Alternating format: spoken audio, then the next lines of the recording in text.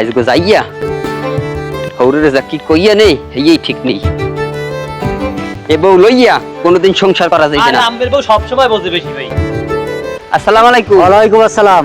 যাও কই? এই নাকি তো ভাই আছেন কেমন? হাই ভাই আসি ভালো। ওরে ভাই ছোট কালে অভ্যাসটা এখনো যায় না আম্মের। তুমি লাফাও কবে? কি হয়েছে তোমার? ও জামাই তুমি যাও কই? বাড়ি সবাই আছে কেমন?